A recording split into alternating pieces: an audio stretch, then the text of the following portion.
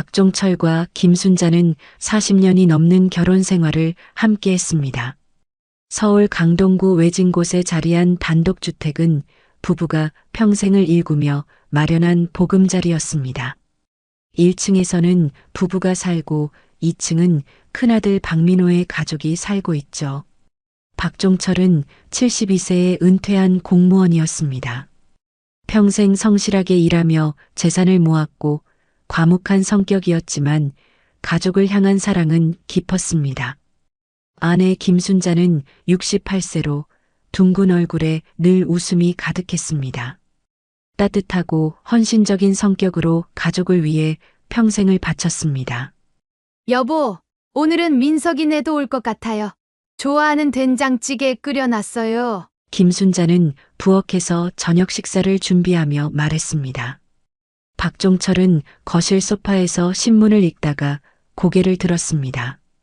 그의 눈가에 잔잔한 미소가 번졌습니다. 그래, 민석이 요즘 바쁘다면서 회사에서 일이 많나 봐. 그래도 일주일에 한두 번은 꼭 들르잖아요. 우리 아들들 다 효자예요. 김순자의 얼굴에 자랑스러운 미소가 번졌습니다. 그녀는 냉장고에서 배추김치를 꺼내며 흥얼거렸습니다. 2층에서는 손주들의 발소리가 들렸습니다. 그들의 생기 넘치는 목소리와 발걸음 소리가 집안에 생명력을 불어넣었습니다. 큰아들 박민호는 5년 전 사업 실패 후 부모님 집으로 들어와 2층을 사용했습니다. 새로 차린 작은 건설회사를 겨우 운영하는 상황이었지만 항상 밝은 표정으로 가족들을 대했습니다. 박종철은 종종 손주들의 학원비와 큰아들 가족의 생활비까지 보조해 주었습니다. 이것을 자신의 당연한 의무라고 여겼습니다. 아버지, 오늘 회사에서 새 계약 하나 성사됐어요. 민호가 퇴근하고 들어오며 반가운 소식을 전했습니다. 박종철은 묵묵히 고개를 끄덕였지만 마음속으로는 아들이 자리를 잡아가는 것 같아 안도했습니다. 손주들이 할아버지에게 달려와 안겼고 박종철의 주름진 얼굴에 환한 미소가 번졌습니다. 민호의 아내 정유진은 부엌으로 들어와 시어머니를 도왔습니다. 어머니, 제가 도와드릴게요. 작은 아들 박민석은 그날도 어김없이 저녁 무렵 방문했습니다. 회사원으로 안정적인 직장에 다녔지만 아파트 대출금 때문에 항상 돈이 부족하다고 느꼈습니다. 민석의 아내 이지연은 조용한 성품이었지만 가족 내에서는 결정적인 순간에 영향력을 행사했습니다. 잘 지내셨어요? 민석이 인사를 건넸습니다. 그렇게 가족들이 모두 모여 저녁 식사를 준비했습니다. 민호는 테이블을 정리하고 민석은 텔레비전을 끄고 아이들은 손을 씻으러 갔습니다. 김순자는 밥을 푸는 도중 갑자기 이상한 느낌을 받았습니다. 처음에는 가벼운 어지러움이었습니다. 그녀는 식탁 모서리를 잡고 잠시 숨을 고르려 했습니다. 머리가 지끈거리더니 점점 시야가 흐려졌습니다. 자신의 이름을 부르는 목소리가 마치 먼 곳에서 들려오는 것 같았습니다. 여보, 나 좀. 그녀의 말이 채 끝나기도 전에 그대로 쓰러졌습니다. 밥공기가 바닥에 떨어지며 하얀 쌀알들이 부엌 타일 위로 흩어졌습니다. 놀란 가족들의 외침이 집안을 가득 채웠습니다. 어머니! 여보! 박종철이 급히 아내를 부축했지만 김순자는 이미 의식을 잃은 상태였습니다. 그녀의 창백한 얼굴에 식은땀이 맺혔고 입술은 파랗게 변해 있었습니다. 박종철의 떨리는 손이 아내의 얼굴을 쓰다듬었습니다. 민호가 즉시 119에 전화를 걸었고 구급차는 10분 만에 도착했습니다. 구급대원들이 김순자를 들것에 실어 나르는 동안 박종철은 마치 영혼이 빠져나간 듯 멍하니 그 모습을 지켜보았습니다. 박종철이 아내와 함께 구급차에 탔습니다. 그의 떨리는 손은 아내의 손을 놓지 않았습니다. 구급차가 출발하는 동안 그는 계속해서 아내의 이름을 불렀습니다. 순자야, 정신 차려. 제발. 병원으로 급히 이송된 김순자는 곧바로 응급실로 실려 들어갔습니다. 가족들은 초조하게 의사의 소견을 기다렸습니다. 민호와 민석은 병원 복도를 서성였고 며느리들은 아이들을 돌보며 조용히 앉아 있었습니다. 박종철은 응급실 문 앞에 서서 한시도 눈을 떼지 않았습니다. 그의 주름진 손은 계속해서 기도하는 자세를 취하고 있었습니다. 1시간 후 의사가 무거운 표정으로 나왔습니다. 흰 가운을 입은 의사의 표정에서 좋지 않은 소식이 예상되었습니다. 가족들이 의사 주변으로 모여들었습니다.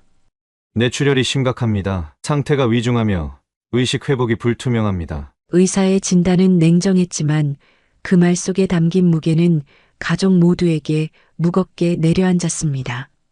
박종철의 얼굴이 하얗게 변했습니다. 40년을 함께한 아내가 어쩌면 다시는 깨어나지 못할 수도 있다는 현실이 그를 덮쳤습니다. 그는 벽에 기대어 겨우 서 있었습니다. 괜찮으실 거예요. 그렇죠? 민호의 목소리가 떨렸습니다. 민석은 말없이 아버지의 어깨를 잡았습니다. 그의 손도 떨리고 있었습니다. 수술이 필요합니다. 지금 준비 중입니다. 하지만 환자분의 나이와 출혈 정도로 볼 때 예후가 좋지 않을 수 있다는 점을 알려드려야 합니다. 의사는 입원 절차를 설명했고 김순자는 수술 후 중환자실로 옮겨졌습니다. 병원의 하얀 복도와 소독약 냄새가 가족들을 더욱 불안하게 만들었습니다.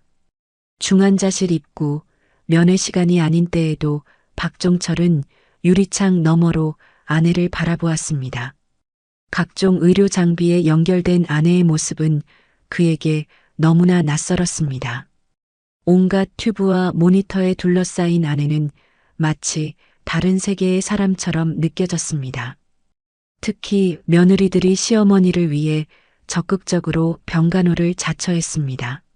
아버님, 제가 내일 아침까지 있을게요. 아버님은 좀 쉬세요. 유진이 먼저 나섰습니다. 지연도 뒤따라 말했습니다. 저도 내일 낮에 와서 있을게요. 교대로 하면 좋을 것 같아요. 며느리들의 갑작스러운 적극성에 박종철은 고맙다는 말을 건넸습니다. 하지만 걱정과 불안으로 가득 찬 그의 마음은 쉽게 가라앉지 않았습니다.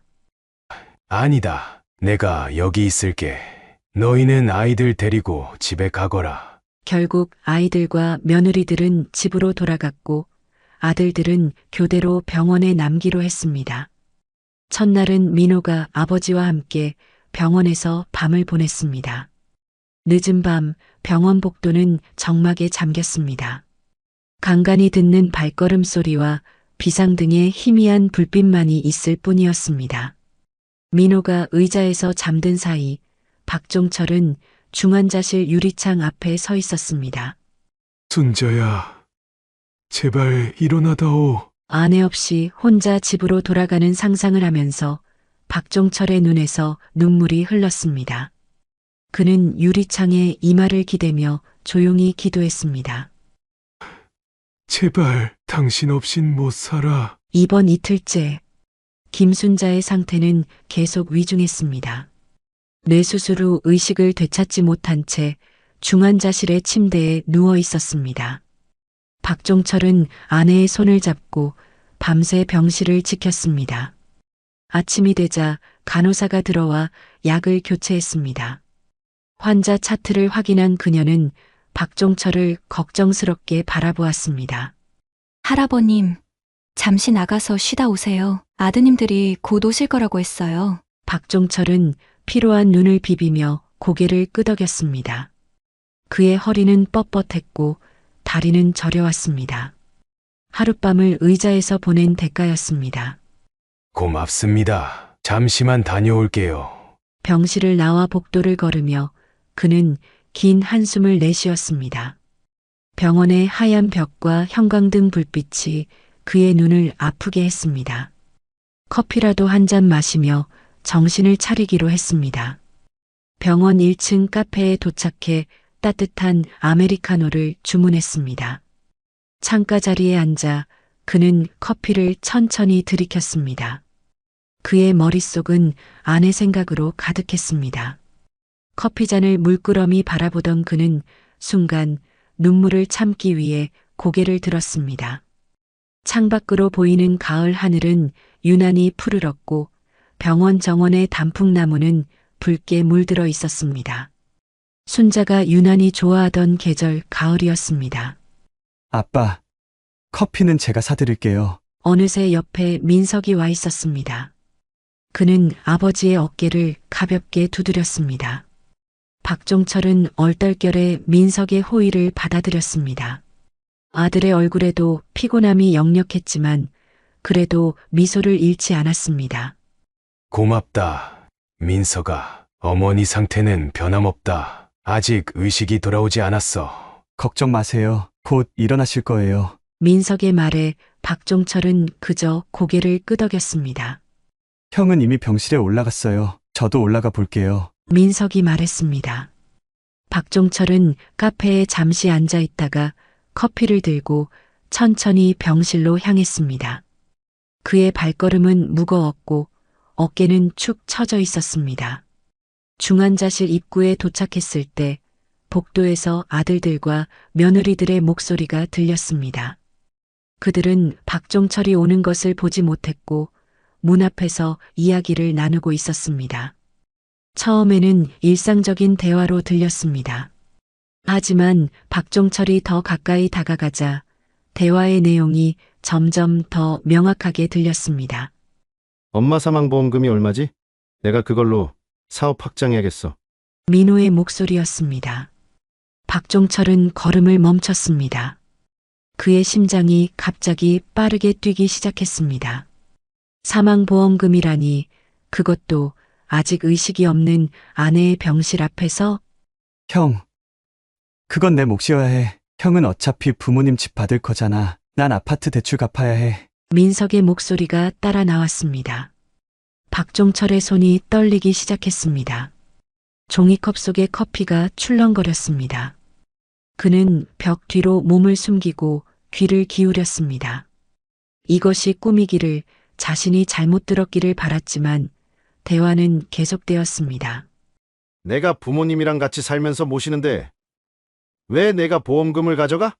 민호의 목소리가 높아졌습니다. 평소 자상하던 큰아들의 목소리에서 탐욕과 분노가 느껴졌습니다. 박종철은 믿을 수 없는 현실에 충격을 받았습니다. 그의 손은 주머니 속 휴대폰을 찾았고 떨리는 손으로 녹음 버튼을 눌렀습니다.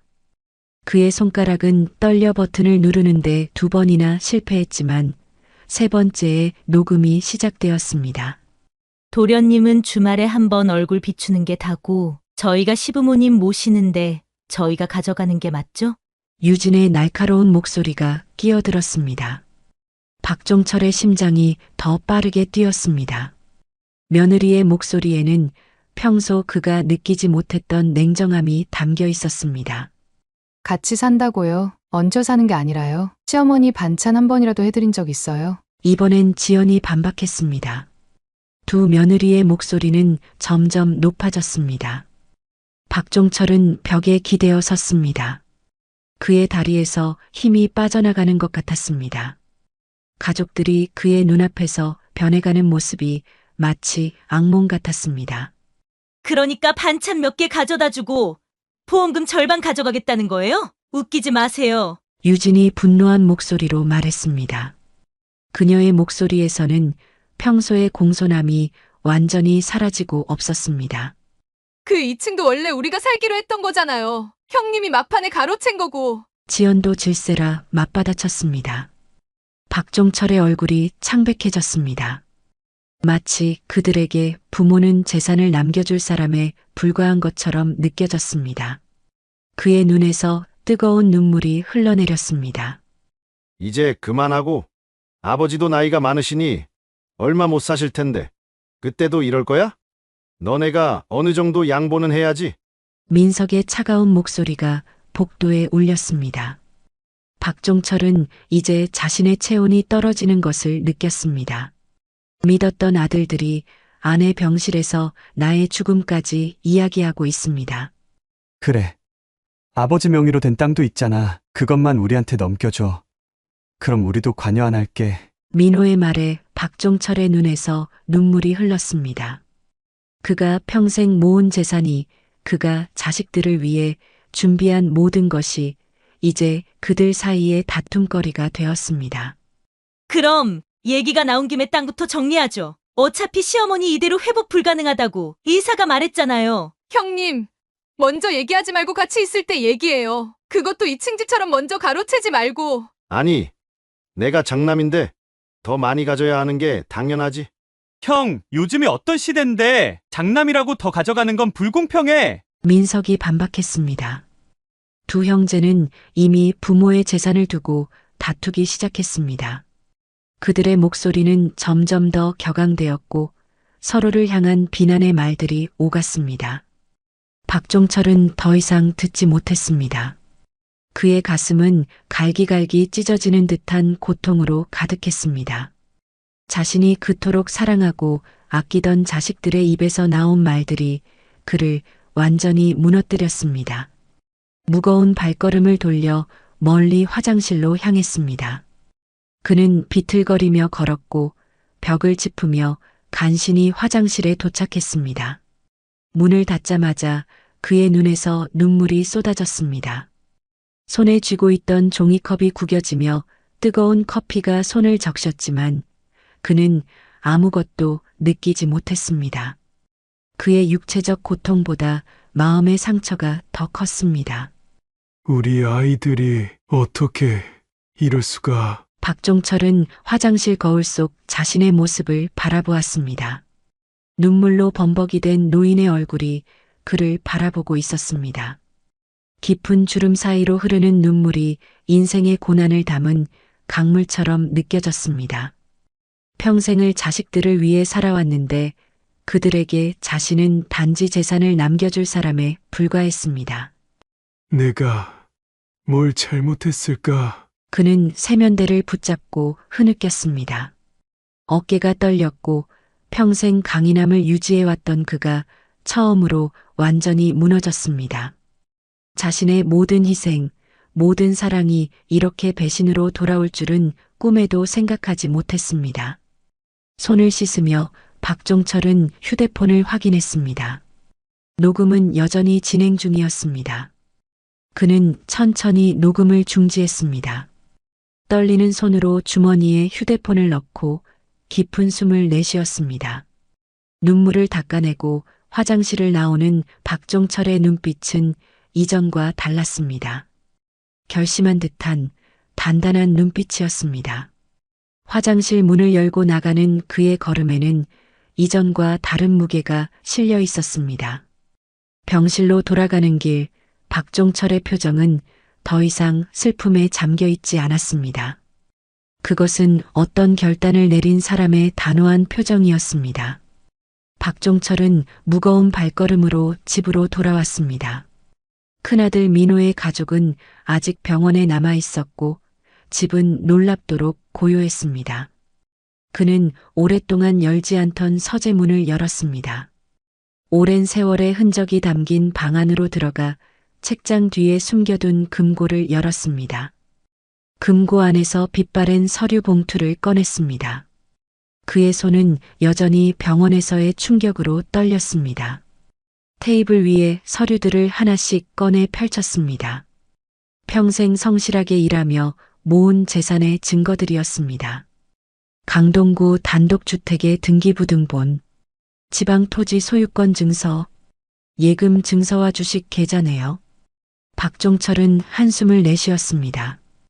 그가 자식들을 위해 평생 모은 재산이었습니다. 휴대폰을 꺼내 오랜 친구에게 전화를 걸었습니다. 영철아, 나 종철이야. 내일 시간 좀 내줄 수 있나? 중요한 일이 있어. 다음 날 오전, 박종철은 강남의 조용한 카페에서 최영철을 만났습니다. 70세의 최영철은 여전히 변호사로 활동하고 있었고 대학 시절부터 이어온 박종철의 가장 신뢰하는 친구였습니다. 오랜만이다, 종철아. 갑자기 왜 그러나?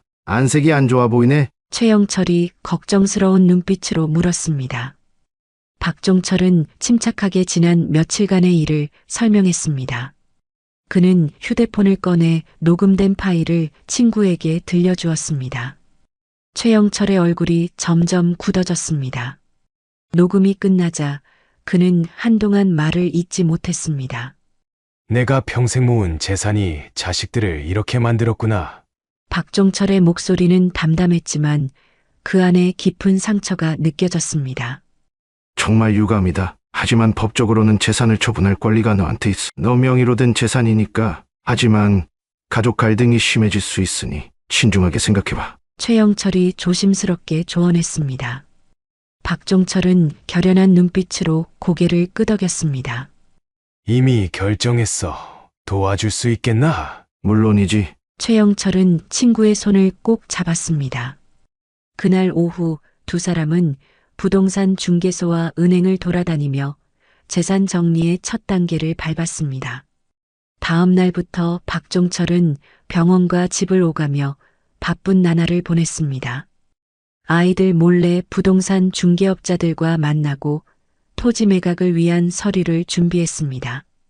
집이 비어 있을 때는 중개업자들을 집으로 불러 집을 보여주기도 했습니다. 그의 눈빛은 단호했습니다. 병원에서는 여전히 의식 없이 누워있는 아내의 손을 잡고 이야기를 나누었습니다. 밤늦게 아이들이 모두 귀가한 후 병실에 홀로 남았을 때 그는 아내에게 마음을 털어놓았습니다. 여보, 미안해. 우리 아이들이 이렇게 변해버렸어. 내가 다 바로잡을게. 눈물이 그의 주름진 뺨을 타고 흘렀습니다. 심전도 모니터의 규칙적인 소리만이 침묵을 깨뜨렸습니다. 당신이 깨어나면 우리 새로 시작하자. 내가 지방의 작은 집을 알아보고 있어. 당신이 늘 꿈꾸던 텃밭도 있는 집이야. 박종철은 지방의 작은 주택을 계약금만 지불한 상태로 준비해 두었습니다. 아내가 좋아할 만한 조용한 동네, 텃밭을 가꿀 수 있는 작은 마당이 있는 집이었습니다. 매일 밤 그는 의식 없는 아내에게 새 집에 대한 이야기를 들려주었습니다. 마치 그녀가 듣고 있다고 믿으며 설명했습니다. 이틀 후 지방 토지 매각이 성사되었습니다. 박종철은 최영철의 도움으로 매각 대금을 새로 만든 계좌로 입금받았습니다. 주택 매각도 진행 중이었고 적절한 매수자를 찾고 있었습니다. 매일 밤 박종철은 모든 진행 상황을 의식 없는 아내에게 속삭였습니다. 그의 목소리는 결연했지만 마음 한구석에는 자식들에 대한 그리움과 서운함이 남아 있었습니다. 며칠이 지났습니다. 그동안 김순자의 상태는 크게 변하지 않았지만 박종철의 세상은 완전히 뒤바뀌었습니다. 주택과 토지 매각이 모두 성사되었고 예금과 주식까지 정리하니 총 20억 원의 재산이 현금화되었습니다. 평생 모은 재산이 이제 차가운 숫자로만 남았습니다. 박종철은 병원 휴게실에서 최영철과 마주 앉았습니다. 창밖으로 햇살이 비치는 평화로운 오후였지만 그의 마음속은 폭풍우가 몰아치고 있었습니다. 모든 서류가 완료돼서 이제 법적으로 아무 문제 없어. 최영철이 서류 가방을 건넸습니다. 박종철은 묵묵히 고개를 끄덕였습니다. 그의 손가락은 서류 모서리를 만지작거리며 떨리고 있었습니다. 고맙네. 오늘 아이들에게 말할 생각이야. 친구의 어깨를 토닥이던 최영철의 손길이 잠시 멈췄습니다. 자네는 좋은 아버지였어. 자네 잘못이 아니니까 너무 상심하지 말게. 좋은 아버지라면 어떻게 아이들이 그렇게 변했겠나? 병원 창문 너머로 떨어지는 낙엽을 바라보며 박종철은 깊은 한숨을 내쉬었습니다. 그날 저녁 박종철은 아들들에게 전화를 걸었습니다. 모두 집으로 오라고 했습니다.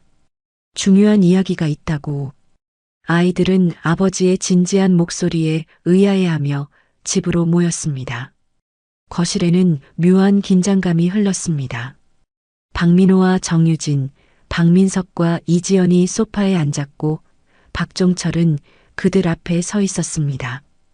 벽난로 위에 놓인 가족 사진이 그 모든 광경을 지켜보고 있었습니다. 행복했던 시절의 기억이 액자 속에 담겨 있었습니다. 중요한 이야기가 있어서 불렀다. 박종철의 목소리는 평소보다 더 낮고 무거웠습니다. 아버지, 무슨 일 있으세요? 어머니 상태가 더 나빠지셨나요? 민석이 걱정스러운 표정으로 물었습니다. 아니, 너희 어머니 상태는 변화 없다. 내가 할 이야기는 다른 거다. 박종철은 잠시 침묵했다가 천천히 말을 이었습니다.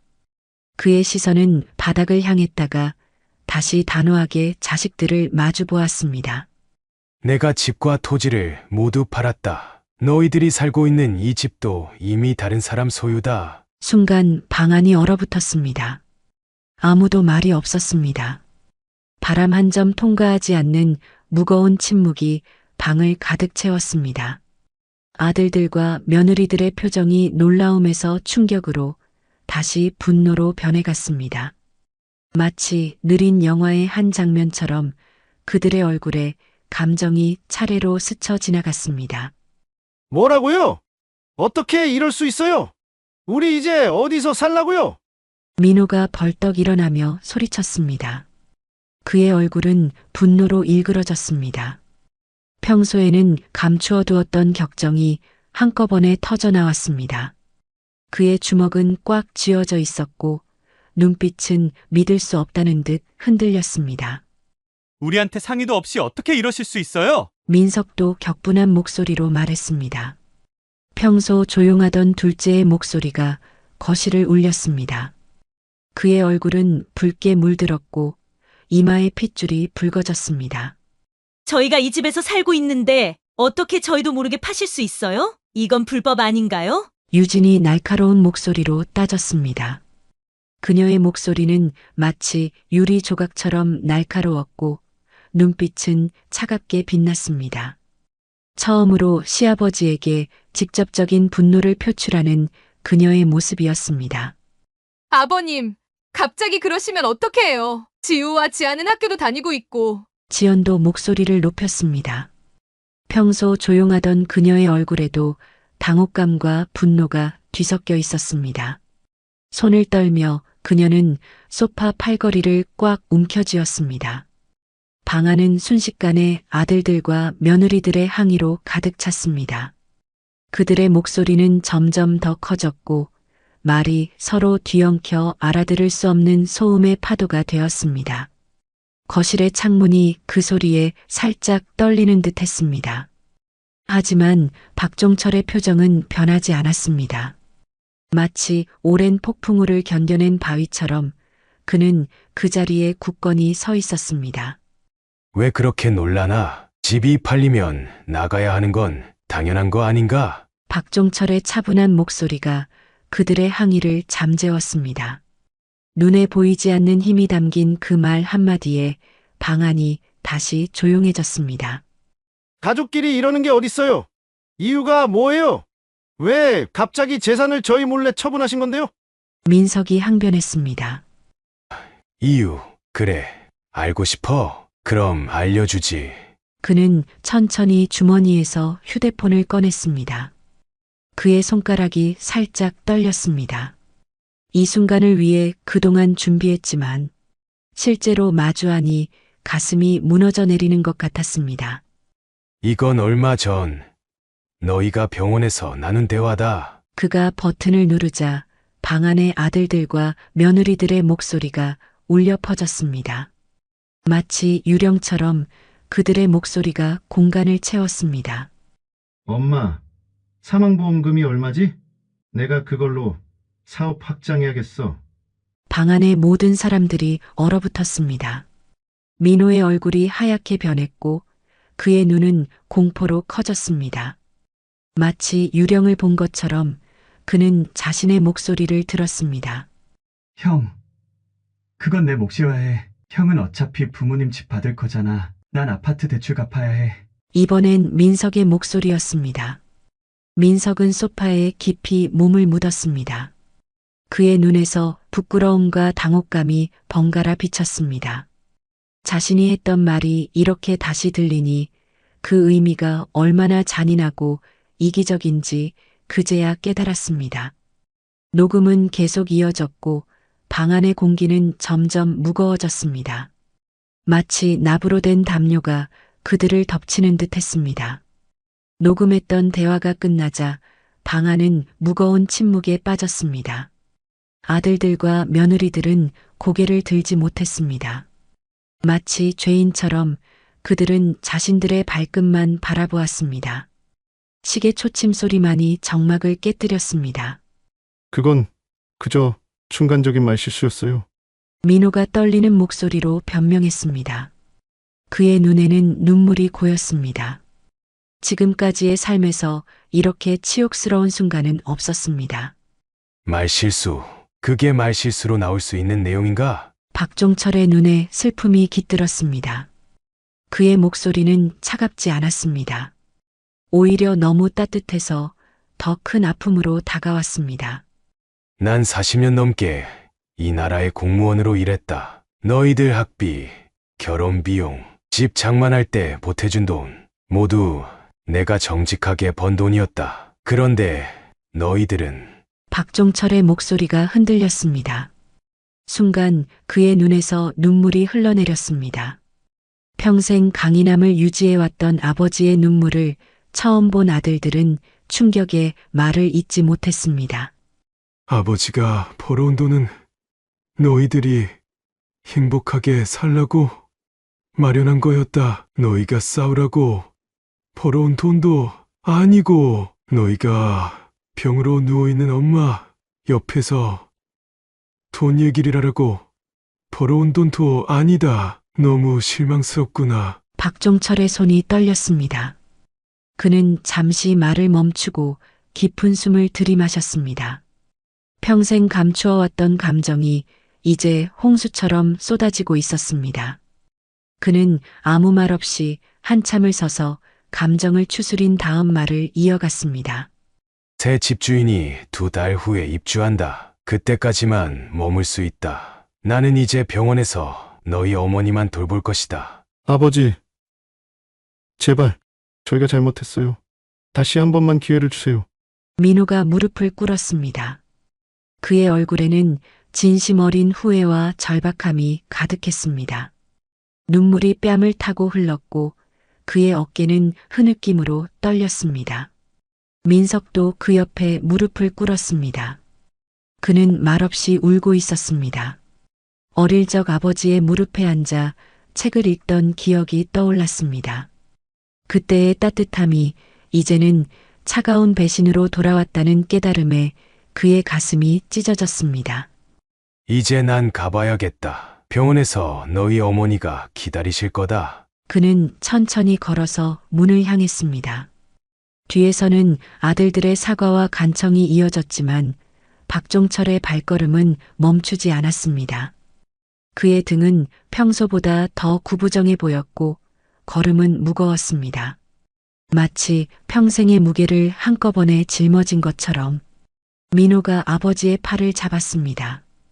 그의 손은 떨리고 있었습니다. 아버지, 제발 정말 잘못했어요. 박종철은 천천히 아들의 손을 떼어냈습니다. 그의 눈빛에는 무한한 사랑과 실망이 공존하고 있었습니다.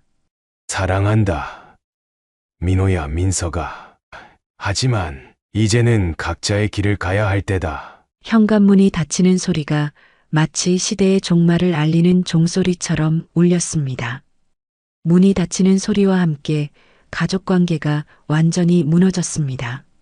거실에 남겨진 아들들과 며느리들은 서로를 바라보았습니다. 그들의 눈에는 공통된 질문이 있었습니다. 어떻게 이렇게 됐을까? 박종철은 그날부터 병원에서 아내를 간병하며 지내기 시작했습니다. 작은 침대를 들여놓고 그곳에서 잠을 청했습니다. 간호사들은 그런 노인의 모습에 안타까움을 감추지 못했습니다. 선생님, 이렇게 계속 병원에 계시면 건강이 안 좋아지실 거예요. 가끔은 집에 가서 쉬세요. 간호사가 걱정스러운 목소리로 말했습니다. 박종철은 고개를 젓고 미소 지었습니다. 이제 내 집은 여기예요. 아내 곁이 내 집이니까요. 밤이 깊어졌습니다. 병실의 불빛은 희미하게 깜빡였고 심전도 모니터의 일정한 신호음만이 정막을 깨뜨렸습니다. 박종철은 아내의 손을 꼭 잡았습니다. 여보, 내가 잘한 걸까? 그는 의식 없는 아내에게 매일 밤 같은 질문을 던졌습니다. 그는 아내의 이마에 부드럽게 입을 맞추었습니다. 그의 눈에서 떨어진 눈물이 아내의 뺨을 적셨습니다. 사랑해. 꼭 일어나줘. 보고 싶어. 그렇게 박종철의 새로운 일상이 시작되었습니다. 병원 복도를 걸으며 그는 때때로 아들들이 나타나지 않을까 기대하기도 했습니다. 하지만 아무도 오지 않았습니다. 그의 마음 한구석에는 여전히 자식에 대한 사랑이 남아 있었습니다. 아무리 깊은 배신을 당했다 해도 부모의 마음은 쉽게 변하지 않는 법이었습니다. 그렇게 며칠이 지났습니다. 가을의 끝자락이 겨울의 시작을 알리는 11월의 어느 날이었습니다. 박종철은 이제 병원 생활에 익숙해졌습니다. 중환자실 옆 작은 대기실에 간이 침대를 놓고 지내며 아내를 돌보았습니다. 그의 얼굴에는 피로가 깊게 새겨져 있었지만 눈빛은 단단했습니다. 그날도 평소와 같이 아침 일찍 일어나 세수를 하고 아내의 병실로 향했습니다. 박종철은 매일 아침 아내에게 말을 걸었습니다. 의사가 의식이 없는 환자들도 가족의 목소리를 들을 수 있다고 했기 때문입니다. 순자야, 오늘은 날씨가 좋아. 창밖을 봐. 하늘이 참 맑다. 박종철은 중환자실 침대 옆 의자에 앉아 아내의 손을 잡았습니다. 그녀의 손은 여전히 따뜻했습니다. 생명의 온기가 느껴졌습니다. 당신 좋아하는 시골집 계약금 다 냈어. 사진도 있는데 다음에 보여줄게. 텃밭도 있고 뒤로는 작은 산이 있어. 당신이 늘 꿈꾸던 그런 집이야. 그때 간호사가 들어와 김순자의 상태를 확인했습니다. 혈압과 맥박을 체크하던 그녀의 표정이 갑자기 변했습니다.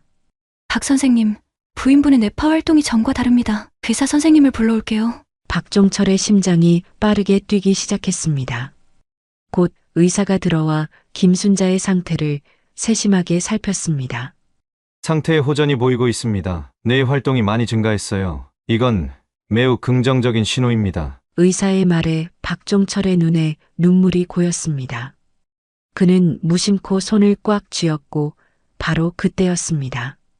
그의 손 안에 있던 김순자의 손가락이 미세하게 움직였습니다. 여보! 박종철이 놀라서 외쳤습니다.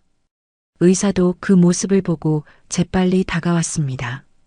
부인분, 제 말이 들리시면 손가락을 다시 한번 움직여 보세요. 잠시 후 김순자의 손가락이 다시 움직였습니다. 더 확실한 움직임이었습니다. 의사의 얼굴에 희망의 빛이 어렸습니다. 그날부터 김순자의 상태는 기적처럼 호전되기 시작했습니다. 손가락 움직임에서 시작해 이틀 후에는 눈을 깜빡이기 시작했고 일주일 후에는 간단한 눈 맞춤이 가능해졌습니다. 의사들도 놀라워했습니다. 고령의 환자분이 이 정도로 회복되는 경우는 매우 드뭅니다. 그리고 마침내 입원한 지 한 달 보름 만인 어느 아침 김순자가 드디어 눈을 뜨고 의식을 완전히 되찾았습니다. 박종철이 아침 인사를 하기 위해 병실에 들어섰을 때 그녀는 이미 깨어나 있었습니다. 그들의 눈이 마주쳤고 김순자의 입가에 희미한 미소가 번졌습니다. 여보, 그는 아내에게 달려가 손을 꼭 잡았습니다. 그의 눈에서는 기쁨의 눈물이 흘러내렸습니다. 순자야, 정말 깨어났구나.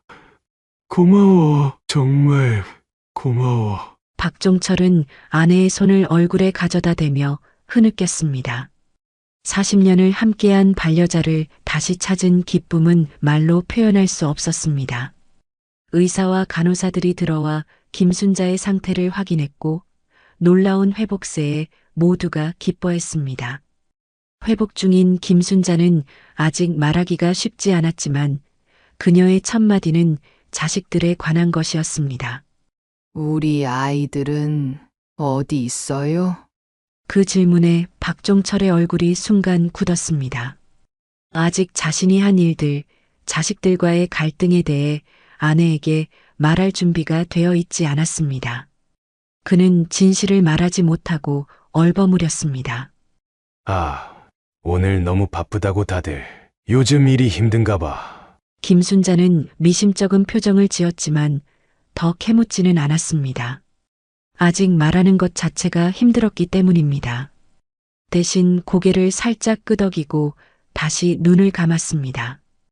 의사는 김순자의 상태를 확인한 후 박종철을 복도로 불러냈습니다.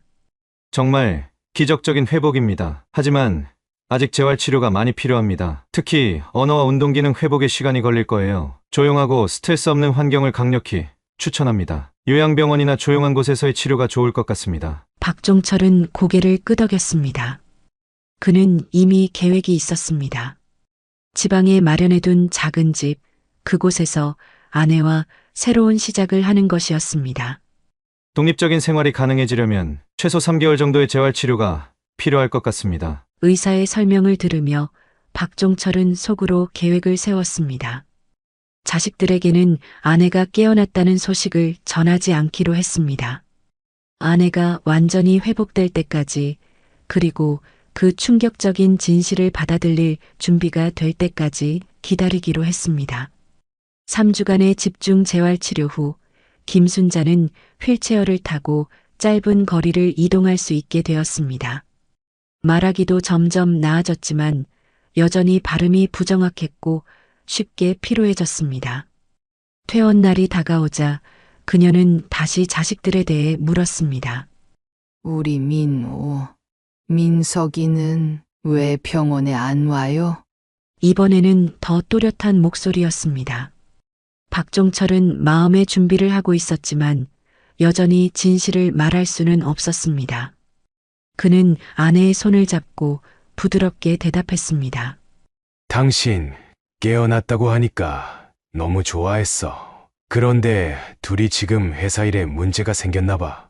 그래서 내가 당신 잘 돌보고 있을 테니까 걱정 말고 일 잘 마무리하고 오라고 했어. 걱정하지 마. 그 후 박종철은 곧 바로 화제를 돌렸습니다. 그리고 우리 예전부터 가고 싶었던 시골에 작은 집을 마련했어. 일단 나랑 같이 시골에서 행복하게 살자. 김순자의 눈에 의문이 가득했습니다.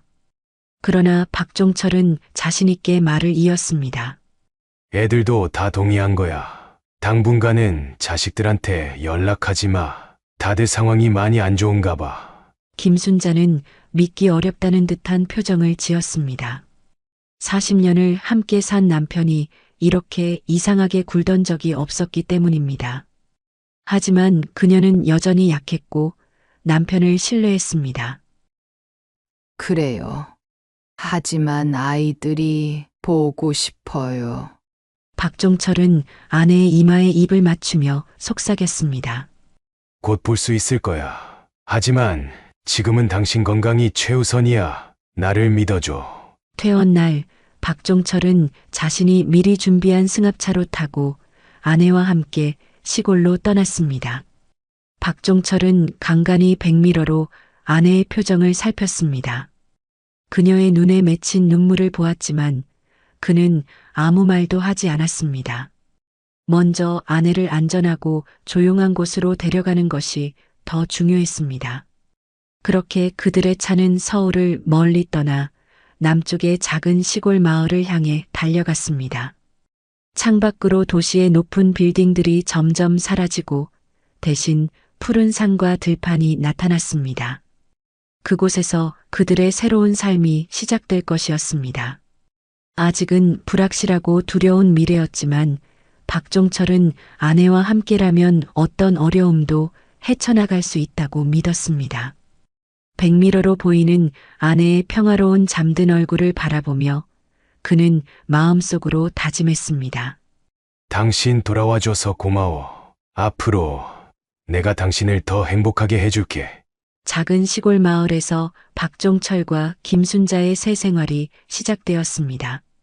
남쪽에 한적한 마을, 뒤로는 낮은 산이 있고 앞으로는 들판이 펼쳐진 곳이었습니다. 집은 오래된 한옥을 개조한 단층 주택으로 앞마당에는 작은 텃밭이 자리 잡고 있었습니다. 가을의 끝자락이었지만 이곳의 공기는 맑고 깨끗했습니다. 박종철은 아내가 새로운 환경에 적응할 수 있도록 모든 힘을 쏟았습니다. 거실에는 편안한 소파를, 방에는 아내가 좋아하는 꽃무늬 이불을 깔았습니다. 텃밭에는 김순자가 좋아하는 채소들을 심을 자리도 준비했습니다. 모든 것이 완벽해 보였지만 한 가지 빠진 것이 있었습니다. 바로 자식들의 존재였습니다. 오늘도 아이들한테서 연락 없었어요. 김순자는 매일 아침 같은 질문을 던졌습니다. 그녀의 목소리에는 그리움과 불안이 섞여 있었습니다. 재활 치료의 효과로 말하기가 점점 나아지고 있었지만 자식들에 대한 걱정은 사라지지 않았습니다. 박종철은 매번 같은 대답으로 상황을 모면했습니다. 아직 연락이 없네. 곧 올 거야. 조금만 기다려. 그는 신문을 읽는 척하며 아내의 시선을 피했습니다. 40년을 함께 살았지만 그는 여전히 아내 앞에서 거짓말을 하는 것이 서툴렀습니다. 그의 목소리에서 미세한 떨림이 느껴졌고 눈빛은 불안했습니다. 김순자는 의심스러워하면서도 계속 믿으려 했습니다. 하지만 날이 갈수록 그녀의 질문은 더 구체적이고 날카로워졌습니다. 박종철은 이런 질문에 대비하지 못했습니다. 그는 급히 변명을 만들어냈습니다. 말할수록 더 꼬여가는 거짓말에 박종철은 괴로웠지만 아내에게 진실을 말할 용기가 나지 않았습니다. 아직 완전히 회복되지 않은 아내에게 자식들의 배신에 대한 이야기를 들려주면 어떤 충격을 받을지 두려웠습니다. 시골 생활 한 달이 지나자 김순자의 건강은 놀라울 정도로 회복되었습니다. 재활치료사가 일주일에 2번씩 방문했고 그녀는 점차 지팡이 없이도 짧은 거리를 걸을 수 있게 되었습니다. 밝은 겨울 햇살이 비치는 어느 날 김순자는 텃밭에 나가 봄을 준비하기 시작했습니다. 여보, 봄에는 상추랑 고추 심을 자리를 정했어요. 여기는 토마토를 심으면 좋을 것 같아. 그녀의 얼굴에는 오랜만에 생기가 돌았습니다. 흙을 만지며 계획을 세우는 모습은 마치 예전의 그녀로 돌아간 듯 했습니다. 그러나 저녁이 되면 그녀는 항상 침울해졌습니다. 식탁에 자식들이 없는 빈자리가 너무 크게 느껴졌기 때문이었습니다. 그러던 어느 날 김순자는 집안 대청소를 하기로 마음먹었습니다. 충분히 회복되었다고 느꼈고 봄을 맞이하기 전에 집안 구석구석을 깨끗이 정리하고 싶었습니다. 박종철이 마을 노인회관에 나간 사이 그녀는 평소 들어가지 않던 남편의 서재까지 청소하기로 했습니다. 서재는 작은 방이었지만 박종철의 소중한 공간이었습니다. 책장에는 평생 모은 책들이 꽂혀 있었고 책상 위에는 노트와 서류들이 가지런히 정리되어 있었습니다. 김순자는 조심스럽게 먼지를 닦으며 남편의 물건들을 살펴보았습니다. 그리고 우연히 책장 아래쪽 서랍을 열었을 때 그녀는 낯선 서류 봉투를 발견했습니다. 호기심에 봉투를 열어보니 그 안에는 주택 매각 계약서가 들어 있었습니다. 서울 강동구에 그들이 살던 집, 30년간의 추억이 담긴 그 집의 매각 서류였습니다. 김순자의 손이 떨렸습니다. 그녀는 서류를 자세히 읽어내려갔고 계약 날짜가 자신이 병원에 입원해 있던 시기와 일치한다는 것을 알게 되었습니다. 남편이 자신도 모르게 집을 판 것이었습니다. 혼란스러운 마음으로 서류를 더 뒤적이던 중 그녀는 작은 녹음기를 발견했습니다. 그것은 박종철이 법적 근거를 위해 그날 자신이 녹음했던 것을 옮겨놓은 녹음기였습니다.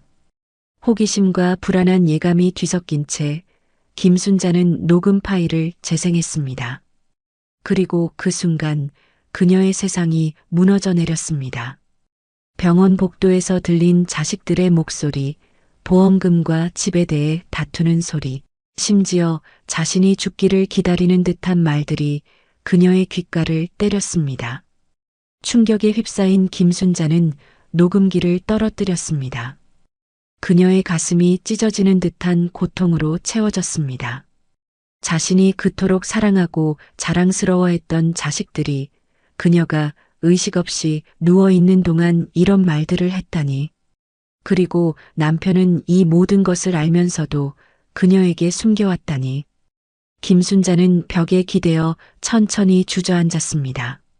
눈물이 그녀의 뺨을 타고 흘러내렸지만 소리내어 울지 않았습니다. 저녁이 되어 박종철이 돌아왔을 때 김순자는 평소와 다름없이 저녁 식사를 준비하고 있었습니다. 그러나 그녀의 눈빛이 달랐습니다. 생기 있던 눈동자가 마치 유리구슬처럼 차갑고 텅 비어 있었습니다. 박종철은 아내의 달라진 기색을 느꼈지만 말을 꺼내지 못했습니다. 두 사람은 침묵 속에서 식사를 마쳤고 평소보다 일찍 잠자리에 들었습니다. 한밤중 박종철은 아내의 괴로운 신음소리에 잠에서 깨어났습니다. 김순자는 이마에 식은 땀을 흘리며 고통스러워했습니다. 그녀의 호흡은 가빴고 얼굴은 창백했습니다. 여보, 무슨 일이야? 가슴이 너무 아파요. 숨을 쉬실 수가 없어요. 박종철은 즉시 구급차를 불렀습니다. 그의 손은 떨렸고 마음은 공포로 가득 찼습니다. 그는 아내의 손을 꼭 잡으며 계속해서 말을 걸었습니다. 하지만 김순자의 상태는 점점 나빠졌습니다. 그녀의 의식이 흐려지기 시작했고 호흡은 더욱 불규칙해졌습니다. 서재에 들어갔어요. 모든 걸 알았어요. 박종철은 얼어붙었습니다. 아내가 진실을 알게 되었다는 사실에 그의 가슴이 무너져 내렸습니다. 미안해. 당신, 내가 잘못했어. 하지만 다 당신을 위해서. 김순자는 미소를 지으려 했지만 그녀의 입가는 아픔으로 일그러졌습니다. 괜찮아요. 이해해요. 하지만 아이들이 보고 싶어요. 그리고 제 바지 주머니에 편지가 있어요. 제가 혹시 잘못되면 아이들한테 이 편지 꼭 전해주세요. 그녀의 말에 박종철의 눈에서 눈물이 흘러내렸습니다. 그는 아내의 손을 꼭 쥐며 속삭였습니다. 그런 위험한 생각하지 마. 애들한테는 내가 지금 당장 연락할게. 구급차가 도착했고 김순자는 근처 지역병원으로 급히 이송되었습니다. 그러나 작은 병원에서는 대응이 어렵다며 더 큰 병원으로의 이송을 권유했습니다. 박종철은 즉시 동의했고 그들은 밤중에 도시의 대형 병원으로 향했습니다. 병원에 도착한 후 의사들은 김순자를 집중치료실로 옮겼습니다. 그녀의 상태는 위중했고 의사는 박종철에게 진단 결과를 전했습니다. 상황이 매우 위중합니다. 박종철은 말없이 고개를 숙여 울었습니다. 그리고 병실에서 나와 복도 구석에 서서 휴대폰을 꺼냈습니다.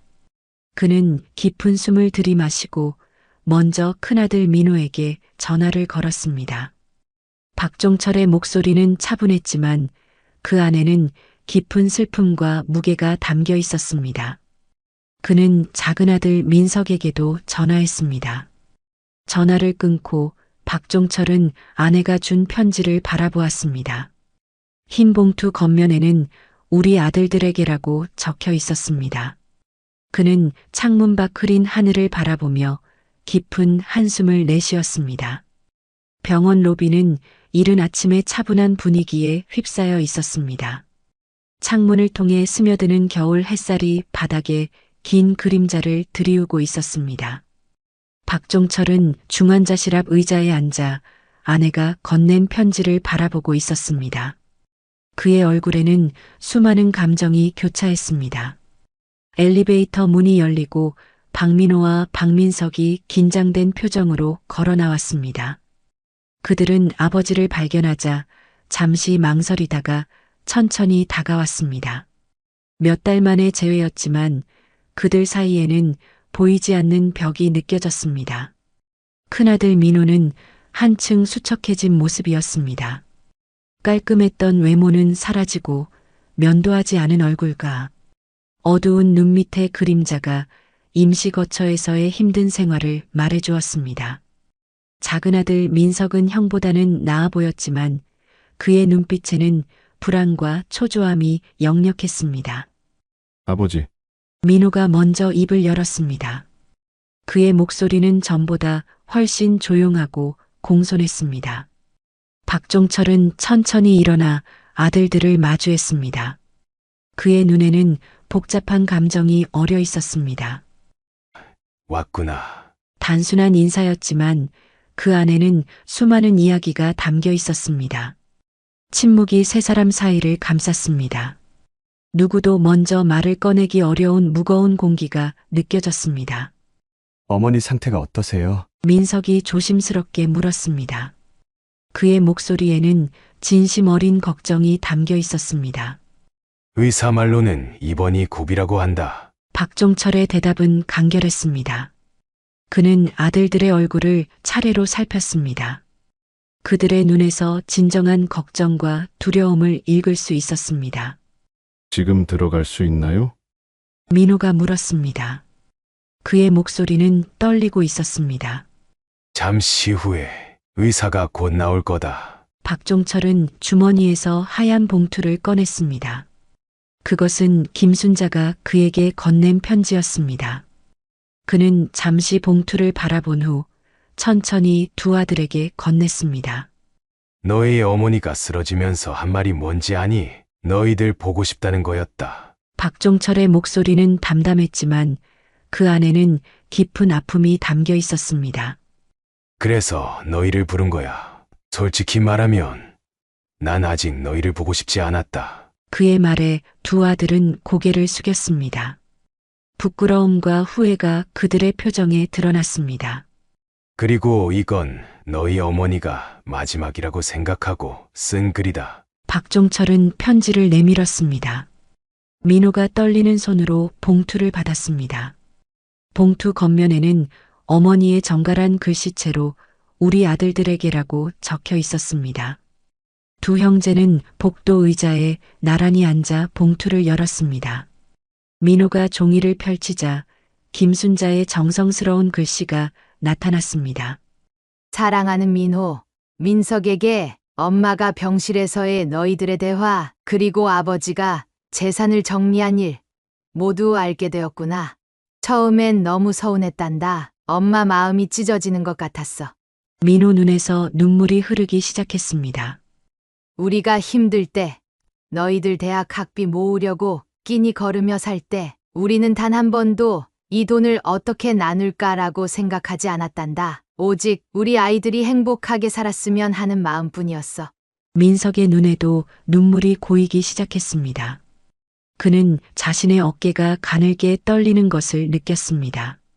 그렇게 정성껏 키운 내 아들들이 내가 의식 없이 누워있는 병실 앞에서 재산 걱정을 하는 걸 듣고 엄마는 더 이상 살고 싶은 마음이 없어졌단다. 두 아들의 손은 바들바들 떨리기 시작했고 편지는 잘 알아보기 힘들 정도로 두 사람의 눈물로 젖어버렸습니다. 내가 평생 모은 건 재산이 아니라 너희들과의 추억이었는데 그게 너희에겐 그저 나눠 가질 돈에 불과했구나. 엄마 마음이 찢어질 듯 아프지만 그래도 괜찮단다. 엄마는 너희를 아직도 사랑해. 다만 내가 죽기 전 마지막 소원이 있다면 너희가 진정한 행복이 무엇인지, 가족이 무엇인지 깨달았으면 하는 거, 그거 하나다. 내가 우리 가족을 사랑하고 아끼는 것만큼 너희도 우리 가족을 돈이 아닌 사랑으로 봐줬으면 좋겠구나. 사랑하는 내 아들들에게 엄마가. 편지를 읽은 두 아들은 깊은 침묵에 빠졌습니다. 그들의 어깨는 무거운 죄책감으로 푹 꺾여 있었습니다. 잠시 후 병원 복도의 정막 속에서 그들은 통곡하기 시작했습니다. 박종철은 그런 아들들을 바라보며 묵묵히 서 있었습니다. 그의 눈에도 슬픔이 가득했지만 그는 눈물을 보이지 않았습니다. 오랜 침묵 끝에 그가 말했습니다. 어머니를 만날 준비가 됐으면 들어가자. 그의 목소리는 부드러웠고 처음으로 아들들을 향한 분노가 완화된 것처럼 느껴졌습니다. 세 사람은 천천히 중환자실로 향했습니다. 투명한 문을 통해 그들은 병상에 누워있는 김순자를 볼 수 있었습니다. 그녀는 산소 마스크를 쓰고 있었고 각종 의료 장비에 연결되어 있었습니다. 그녀의 눈은 감겨 있었고 창백한 얼굴은 마치 잠든 것처럼 평화로워 보였습니다. 의사의 허락을 받고 두 아들이 먼저 병실에 들어갔습니다. 그들은 어머니의 병상 양쪽에 조심스럽게 다가갔습니다. 의식이 없는 김순자의 모습은 더욱 아들들의 마음을 아프게 했습니다. 민호가 어머니의 손을 잡고 흐느꼈습니다. 그의 눈물이 어머니의 손 위로 떨어졌습니다. 그의 어깨는 흐느낌으로 들썩였고 손은 어머니의 손을 꼭 붙잡고 있었습니다. 민석도 다른 쪽에서 어머니의 손을 잡고 울었습니다. 그도 형과 마찬가지로 흐느꼈습니다. 그의 눈물은 그동안 억눌러왔던 모든 후회와 사랑을 담고 있었습니다. 그러나 김순자는 아무런 반응이 없었습니다. 그녀의 손은 따뜻했지만 그 외에는 어떤 움직임도 없었습니다. 심전도 모니터의 규칙적인 소리만이 병실의 침묵을 깨뜨렸습니다. 그 소리는 마치 시계의 초침처럼 아들들의 죄책감을 끊임없이 상기시켰습니다. 두 아들은 그동안 쌓였던 감정이 폭발하며 진심으로 울부짖었습니다. 그들의 목소리는 병원의 차가운 벽에 부딪혀 울려 퍼졌고 마치 자신들의 잘못을 온 세상에 고하는 것 같았습니다. 박종철은 유리창 너머로 그 모습을 지켜보았습니다. 그의 눈에서도 마침내 눈물이 흘러내렸습니다. 이제 그는 두 아들에게 분노를 느끼지 않았습니다. 아들들이 진정으로 잘못을 깨달았기 때문이었습니다. 병실 안에서 두 아들은 계속해서 어머니에게 말을 걸었습니다. 그들은 어릴 적 추억, 어머니와 함께했던 행복했던 시간들, 그리고 그동안 미처 표현하지 못했던 감사의 마음을 이야기했습니다. 그들은 계속해서 이야기했고 울었고 용서를 빌었습니다. 하지만 김순자는 여전히 눈을 뜨지 않았습니다. 그럼에도 불구하고 두 아들은 포기하지 않았습니다. 그들은 어머니가 깨어날 때까지 그리고 그들의 진심을 직접 전할 수 있을 때까지 기다릴 준비가 되어 있었습니다. 간호사가 다시 들어와 면회 시간이 끝났음을 알렸을 때 두 아들은 마지못해 자리에서 일어났습니다. 그들은 마지막으로 어머니의 이마에 입맞춤을 하고 병실을 나왔습니다. 병원 복도에서 박종철은 아들들에게 말했습니다. 내일도 올 거지. 두 아들은 동시에 고개를 끄덕였습니다. 그들의 눈은 여전히 붉게 충혈되어 있었지만 그 안에는 이전과는 다른 결의가 담겨 있었습니다. 그럼 내일 봐. 박종철의 말에는 더 이상 차가움이 없었습니다. 그것은 아직 완전한 용서는 아니었지만 적어도 화해의 첫걸음이었습니다. 아들들은 고개를 숙여 인사하고 엘리베이터 쪽으로 향했습니다. 그들이 떠난 후 박종철은 다시 중환자실로 들어갔습니다. 그는 아내의 옆에 앉아 그녀의 손을 잡았습니다. 순자야, 아이들이 왔다 갔어. 너 보고 싶다고 많이 울더라. 이제 진짜 후회하는 것 같아. 내가 깨어나면 좋겠다. 그의 목소리는 부드러웠고 그 안에는 깊은 사랑이 담겨 있었습니다. 병실의 창문 너머로 저물어가는 겨울 햇살이 비추고 있었고 그 빛 속에서 박종철은 아내의 회복을 위해 다시 한번 기도했습니다. 그렇게 일주일이 지났습니다. 병원의 창문으로 겨울의 끝자락과 봄의 시작을 알리는 햇살이 스며들었습니다. 중환자실의 차가운 공기와 소독약 냄새는 여전했지만 그 안에는 미세한 변화가 감지되고 있었습니다. 김순자의 상태가 기적적으로 호전되기 시작했습니다. 처음에는 손가락 끝에 미세한 움직임이었고 다음으로는 눈꺼풀의 떨림이었습니다. 의사들도 놀라워했습니다. 2번의 심각한 뇌 손상 후에 이런 회복을 보이는 경우는 매우 드물었기 때문입니다. 박 선생님, 부인의 뇌파 활동이 계속 증가하고 있습니다. 아직 완전한 의식 회복을 장담할 수는 없지만 매우 긍정적인 신호입니다. 담당 의사는 박종철에게 희망적인 소식을 전했습니다. 박종철의 눈에 눈물이 고였습니다. 그는 항상 믿고 있었습니다. 아내가 다시 깨어날 것이라고. 병원 복도에는 매일 발소리가 울려 퍼졌습니다. 그것은 두 아들 박민호와 박민석의 발걸음이었습니다. 그들은 완전히 변화된 모습으로 매일 병원을 찾아왔습니다. 큰아들 민호는 회사 일보다 어머니 병간호를 우선시했습니다. 그는 사업 파트너들과의 중요한 미팅도 미루고 매일 아침부터 저녁까지 병실에 머물렀습니다. 작은 아들 민석은 주말마다 아버지 대신 시골집에 내려가 텃밭을 가꾸고 집을 수리했습니다. 그는 어머니가 깨어났을 때 돌아갈 집을 완벽하게 준비하고 싶었습니다. 평일에는 병원에 들러 형과 교대로 어머니를 간호했고 주말이면 시골로 향했습니다. 박종철은 그들의 진심 어린 후회와 노력을 보며 그동안의 마음을 서서히 녹이고 있었습니다. 그리고 마침내 기적이 일어났습니다. 이번 2주째 되는 날 김순자가 눈을 떴습니다. 처음에는 잠깐이었고 초점도 맞지 않았습니다. 하지만 그것은 분명한 의식의 회복이었습니다. 병실에 있던 민호가 즉시 의사를 불렀습니다. 의사와 간호사들이 빠르게 병실로 들어와 김순자의 상태를 확인했습니다. 기본적인 신경학적 검사 후 의사는 놀라운 소식을 전했습니다. 의식이 돌아오고 있습니다. 그날 이후로 김순자의 상태는 날로 호전되었습니다. 눈을 뜨는 시간이 점점 길어졌고 시선도 점차 또렷해졌습니다. 손가락도 움직일 수 있게 되었고 며칠 후에는 고개를 조금씩 움직이기 시작했습니다. 그리고 두 아들은 거의 병원을 떠나지 않았습니다. 그들은 교대로 어머니 곁을 지키며 물이나 음식을 먹을 수 있게 되었을 때 직접 숟가락으로 떠먹여드리고 목욕을 도와드렸습니다. 회복은 천천히 이루어졌습니다.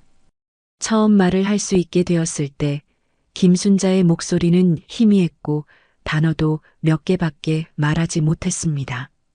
하지만 아들들에게는 그것이 세상에서 가장 아름다운 소리였습니다.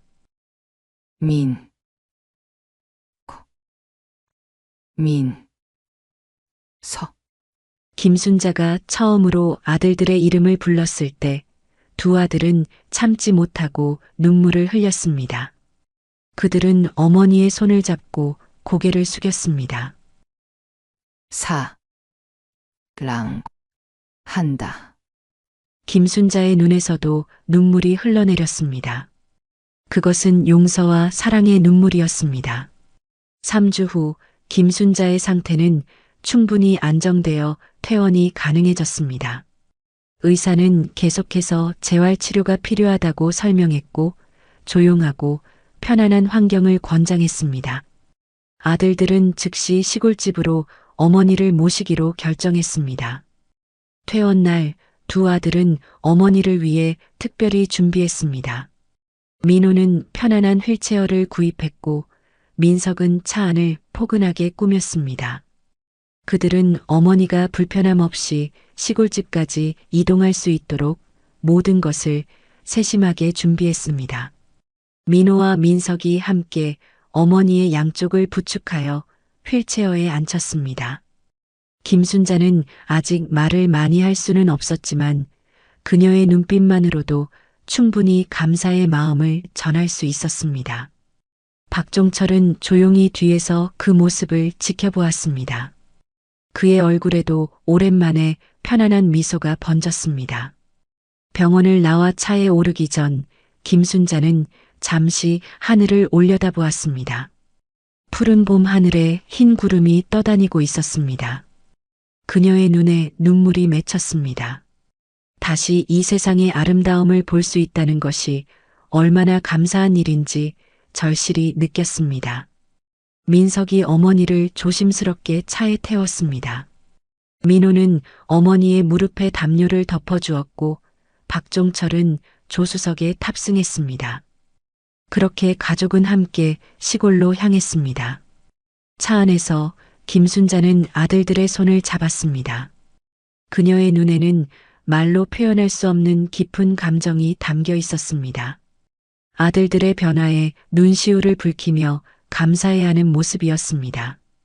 두 아들은 어머니의 손을 꼭 잡았습니다. 그들의 눈에도 눈물이 고였습니다. 그녀는 창밖으로 스쳐 지나가는 풍경을 바라보았습니다. 서울의 높은 빌딩들이 점점 뒤로 물러가고 대신 푸른 들판과 낮은 산들이 나타났습니다. 시골집에 도착했을 때 김순자의 눈이 커졌습니다.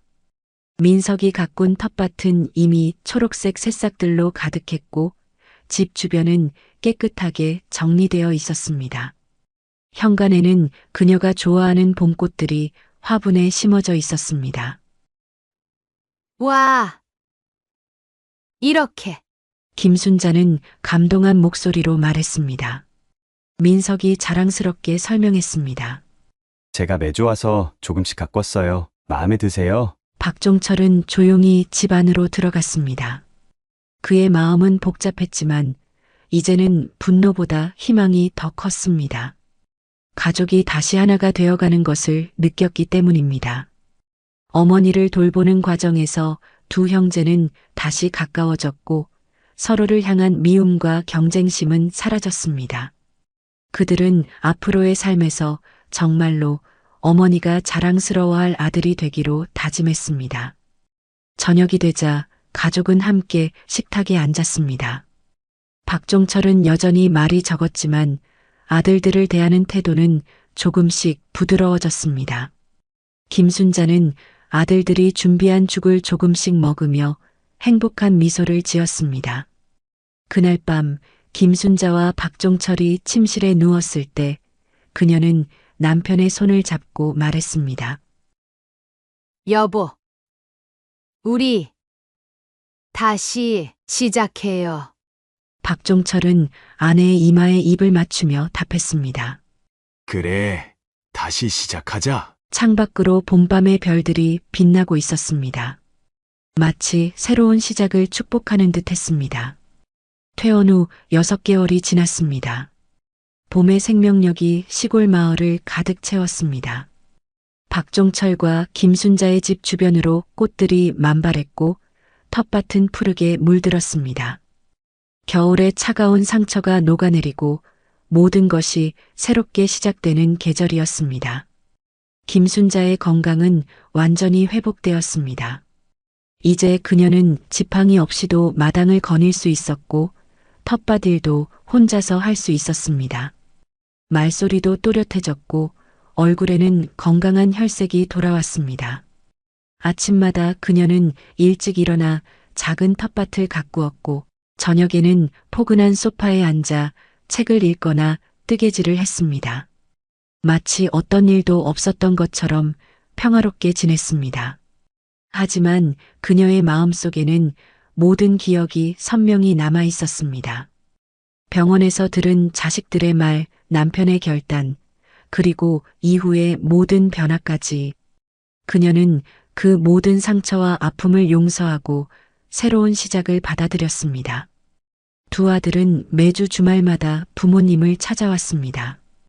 때로는 함께, 때로는 따로 방문했지만 단 한 번도 빠지지 않았습니다. 큰아들 민호는 가족과 함께 왔을 때 항상 장을 보거나 무거운 짐을 나르는 일을 맡았습니다.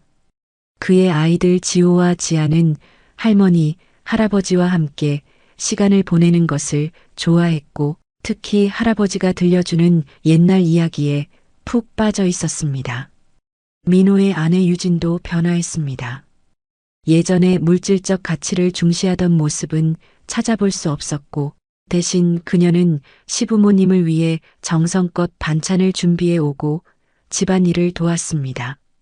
작은 아들 민석은 주로 집수리나 정원 가꾸기와 같은 실외 작업을 담당했습니다. 그는 아버지와 함께 묵묵히 일하며 서로에 대한 이해를 깊게 했습니다. 그의 아내 지연은 김순자에게 최신 건강 정보를 알려주고 약 복용 시간을 챙기는 등 세심하게 시어머니를 돌보았습니다. 그들의 아들 현우는 텃밭일을 돕고 싶어 했고 할머니는 그런 손주의 모습을 보며 기쁨을 감추지 못했습니다. 어느 봄날 온 가족이 모여 함께 식사를 준비했습니다. 마당에 큰 테이블을 펴고 텃밭에서 방금 딴 채소로 신선한 음식을 만들었습니다. 김순자는 손주들에게 요리하는 법을 가르쳐 주었고 아이들은 즐겁게 할머니의 지시를 따랐습니다. 박종철은 옆에서 생선을 손질했고 며느리들은 밑반찬을 준비했습니다. 두 아들은 마당에 식탁을 차리고 의자를 놓았습니다. 식사는 화기애애한 분위기에서 이루어졌습니다. 가족들은 맛있는 음식을 나누며 일상의 대화를 나눴습니다. 손주들은 학교에서 있었던 일을 이야기했고 어른들은 고개를 끄덕이며 귀 기울여 들었습니다. 저녁 햇살이 마당에 따뜻하게 내리쬐며 가족의 얼굴을 황금빛으로 물들였습니다. 하늘이 어두워지고 아이들이 모두 잠든 후 박종철과 김순자는 마당의 작은 정자에 앉아 별을 바라보았습니다. 봄밤의 미세한 바람이 두 사람의 얼굴을 어루만졌습니다. 김순자가 남편에게 살짝 속삭였습니다. 당신 덕분에 우리 아이들이 정말 중요한 걸 깨달은 것 같아요. 고마워요. 박종철은 잠시 침묵하다가 아내의 손을 꼭 잡았습니다. 아니, 당신 덕분이야. 당신이 아이들을 용서했기 때문에 가능한 일이었어. 김순자는 미소 지었습니다. 그녀는 남편의 어깨에 머리를 기대었습니다. 우리가 겪은 모든 일이 결국은 더 강한 가족이 되게 해준 것 같아요. 박종철은 천천히 고개를 끄덕였습니다. 그도 점차 용서의 마음을 갖게 되었습니다. 그들은 말없이 밤하늘의 별들을 바라보았습니다.